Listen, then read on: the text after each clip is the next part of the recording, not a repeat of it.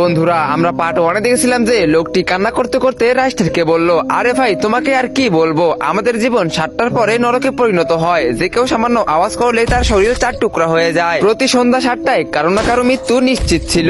এই জন্যই তো আমি তোমাকে বারবার বলতেছি আওয়াজ করো না। লোকটির কথা শুনে রাইস্টারের গায়ে কাঁটা দিয়ে উঠলো, কিন্তু রাইস্টার জানতে চাইলো যে কে এমন করতেছে। তাই রাইস্টার প্রতিটি বাড়ির ছাদে ছাদে বড় বড় উচ্চ আওয়াজ সৃষ্টিকারী স্পিকার লাগাতে শুরু করে। গ্রামে 7টা বেজে যায় আর রাইস্টারের লাগানো স্পিকার গুলোও তাদের কাজ শুরু করে দেয়। তখনই হঠাৎ একটি ডাইনি খুব রাগে গ্রামে নেমে আসে। ডাইনি জোরে জোরে বলতে থাকে, ছাড়বো না, কাউকে ছাড়বো না, কাকে মারবো, কিভাবে মারবো, বন্ধ করো, বন্ধ করো এই আওয়াজ। ডাইনির কান দিয়ে রক্ত বের হচ্ছিল। ঠিক তখনই রাইস্টার ডাইনির সামনে এসে দাঁড়ালো আর বলল, আচ্ছা তাহলে তুই সেই যে 7টার পর লোকেদের মারতেছিস, আচ্ছা বল কেন মারতেছিস। তখন ডাইনি বলল, আরে চলে যা এখান থেকে, এমনিতেই আমার মাথা খারাপ হচ্ছে, আমি তোকে কেন বলবো।